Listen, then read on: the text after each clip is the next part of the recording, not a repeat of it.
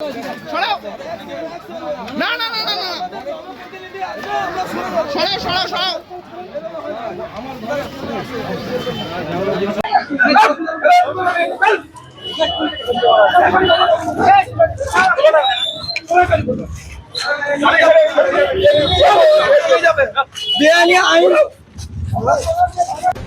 Hawkers কর্নারে হাইড্রেনের উপর অবৈধ নির্মাণ ভাঙল পুর নিগম, উঠল কাউন্সিলরের ভূমিকা নিয়ে প্রশ্ন। শিলিগুড়ি 18 নম্বর ওয়ার্ডের অন্তর্গত হকার্স কর্নার এলাকায় হাইড্রেনের উপর গড়ে ওঠা একটি অবৈধ নির্মাণ ভেঙে দিল শিলিগুড়ি পুর নিগম। শুক্রবার পুর নিগমের পক্ষ থেকে বিশাল পুলিশ বাহিনী নিয়ে ওই উচ্ছেদ অভিযান চালানো হয়। পুর নিগম সূত্রে জানা গিয়েছে, হাইড্রেনের উপর বেআইনি নির্মাণ ভেঙে দেওয়া হয়েছে। তবে এই নির্মাণ ভাঙতে গিয়ে উত্তেজনা তৈরি হয় এলাকায়। স্থানীয়দের একাংশই ভাঙচুরে বাধা দিলে পুলিশ একজনকে আটক করে। এ বিষয়ে বাড়ির লোকজন দাবি করেন, এই নির্মাণ কাজ শুরুর সময় থেকেই তারা স্থানীয় কাউন্সিলরকে বিষয়টি জানিয়ে অনুমতি নিয়েছিলেন। তাদের আরও অভিযোগ, কাউন্সিলরের একটা প্রতিনিধিকে কিছু অর্থ দেওয়া হয়েছিল। তা সত্ত্বেও নির্মাণ ভেঙে দেওয়ায় ক্ষোভে ফেটে পড়েছেন তারা। ওই অভিযোগের পরিপ্রেক্ষিতে 18 নম্বর ওয়ার্ডের কাউন্সিলরের ভূমিকা নিয়ে প্রশ্ন উঠতে শুরু করেছে।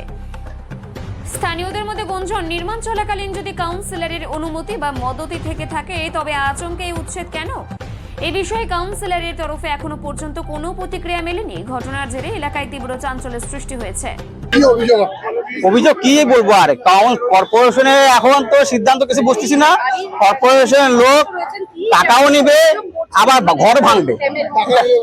টাকা বলতে নিজের কাউন্সিলর অফিসে যাওয়া হয়েছে যে আমরা যে বেরোবো ঘর করবো, বলছে ঠিক আছে, তা আমরা লোক পাঠাবো। লোক চেকিং আসছে, একটা কাগজে লিখেও আনছিল নোটিশ। তো নোটিশটা সেটা বললো যে আপনি টাকা নেবো, কিন্তু এটা কিছু হবে না। তো টাকা দিয়ে হলো, টাকা দিলাম, তারপরে তো ভাঙতে আসলো। কত টাকা দিয়ে? 40,000 টাকা নিয়ে গেছে কাউন্সিলর নাম করে। এখন এটা যে আমি যেটা বলতেছি, এটা তোমাদের নিয়ে যাবে, এটা পরবর্তীকালে কি হবে যে আমাদের উপরে একটু অ্যাকশন হবে। কেন ওইটা ভাই, এটা ফাঁস করে দিলাম। আমার শ্বশুর শাশুড়ি যে আছে না, মানে একদম নিজে মোবাইল টিপতে পারে না, তার থেকে সই নিয়ে নিয়েছে আগের থেকে, যেটা আমাকে দেখাইলো। টাকাটা কর্পোরেশন থেকে কিছু কাউন্সিলর বলছিল, লোক দিদির আর বলার কিচ্ছু নাই। দিদির সব শেষ, কি বলবে? বাসুটা কম হয়ে ঘরে পড়ে আছে। এখন বাচ্চা কাচ্চা নিয়ে কোথায় থাকবে দিদি? দেখেন, দেখেন আপনার বাসুটার কি অবস্থা। অনেকবার এই বিয়েটার জন্য অনেকবার টাকা হয়েছে দাদা, অনেকবার টাকা নেওয়ার পর কিছুদিন ভালো থাকে, আবার আসে। এখান থেকে ফোন দেয় না, জানি না কে কি বলে না বলে, আবার চলে আসে। আসার পরে আবার ভাঙচুর করে, আবার যে টাকা দিয়েছে, এবার তো ভাঙিয়েই দিল। অনেক অনেক দাদা, অনেকবার টাকা নেওয়া হয়েছে, অনেক কিছু হয়েছে। এখন আর বলে লাভ নাই, আমাদের ঘরই না, আর কি বলবো বলেন? ঘর যদি বাঁচাতে পারতাম তাহলে কিছু বলতে পারতাম, এখন আর কিছু বলার নাই, ঘর তো গেছেই। এখন বাচ্চা কাচ্চা নিয়ে রাস্তায় করতে লাগে, এতগুলো বাচ্চা কাচ্চা, এতগুলো বাড়িতে মানুষ, ফ্যামিলি এতগুলো, দেখেন ঘরে ছোট ছোট বাচ্চা আছে কয়েকটা, দেখেন এখন কি করবো? এখন রাস্তা দিয়ে থাকতে লাগবে। কাউন্সিলরকে জানিয়েছি, কতবার জানিয়ে, আজকে তো জানানো হয়েছে, কিছুই তো বললো না। কি বলবো এখন? কাজের সময় কেউ আসে না, কিন্তু টাকা নেওয়ার সময় সবাই আসে, পরিষ্কার কথা। এবার আসুক, ভোট নিতে, ভোট দিব না, মুখের উপর বলে দেবো যে ভোট দিব না, ভোট নষ্ট করে দেবো, তাকে ভোট দিব না। কেন আমাদের দরকার যদি আমরা একটা লোক না পাই, তাহলে আমরা যদি পাশে যদি আমাদের কাউকে নয় পাই, তাহলে আমরা ভোট দিয়ে তাকে ই করবো কেন? কাউকে ভোট দিব না। কেউ যদি পাওয়ার না থাকে, বানানোর ক্ষমতা হয় আমার জায়গাটা নিয়ে, কেউ তো পাওয়ার দিচ্ছে বলে ভাঙছি আমরা, বানাচ্ছি এটা। তাহলে বলেন এবার কি বলবে এদেরকে? কাউন্সিলরের লোক টাকা নিয়ে গেছে, কেন কাউন্সিলরের কথা বলবো? ডাইরেক্ট কখনো কেউ আসে? মমতা ব্যানার্জি নিজে আসবে কোথাও, আপনাদের পাঠাবে? তাহলে চেষ্টা হবে এটা পার্টিটাই, এইটা খানেওয়ালা পার্টি। আমার নাম অংশু মন্ডল। অভিযোগটা কবে করেছে এটা আমরা কেউ জানি না, ঠিক আছে। এখানে মিনিমাম না হলে 50 থেকে 60টা দোকান আছে। এবার আমাদের একটা বসতি বাড়ি, এটা নিয়ে যদি কমপ্লেন হয় তাহলে দোকানগুলো নিয়ে নিশ্চয়ই কমপ্লেন হওয়া উচিত। আমাদের কোনো অভিযোগ নেই। এবার দোকানটা ভাঙুক, তারপরে আমাদের বাড়িতে হাত দিক। দোকানটা আগে ভেঙে আমাদের বাড়িতে হাত দিক, আমরা কেউকে কিচ্ছু বলবো না। বাড়ি এখানটায় আমাদের বাড়ি মিনিমাম, বাড়ি তো বহুত ছিল আগে, এখন তো অনেক নেই, সবাই সরে গেছে আপাতত। এখন ধরুন আপনার মিনিমাম আপনার 80 থেকে 90টা বাড়ি আছে এখানটায়। আর রীতিমতো আমাদের এখানটার যে বাড়িগুলো আছে, রীতিমতো সবার আছে, আমাদের লিজ আছে। 99 বছরের পাট্টা আছে প্রত্যেকটা বাড়ি।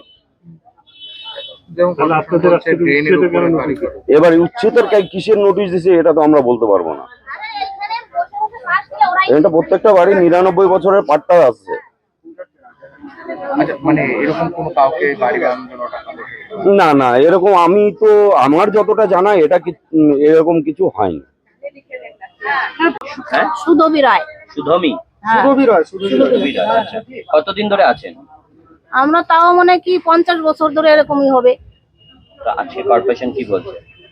কর্পোরেশন তো কয়দিন পর পরই কয়জন আছে কমপ্লেন জানাচ্ছে এখানে তাস খেলে আর বসে বসে কমপ্লেন জানায়, আর ওদের কথার মতন আমাদের বাড়ি ভাঙতে আসে। আগেও কয়বার করে নোটিশ দিয়ে গেছে। আচ্ছা, কাউন্সিলরকে জানিয়েছিলেন? হ্যাঁ জানাইছি। কাউন্সিলর বলছে ঠিক আছে, এদিকে বাড়াবো না, আমরা বাড়াইনি। কাউন্সিলর নিজে এসে বলছে এইটুকু কাটে দাও, আমরা কেটে দিছি। কে কাউন্সিলর? শর্মা। আচ্ছা, তো এই যে কর্পোরেশন যেটা বলছে যে হাইড্রেনের উপরে বাড়ির কিছুটা অংশ বানানো হয়েছে ড্রেন দখল করে, এটা কি সত্যি?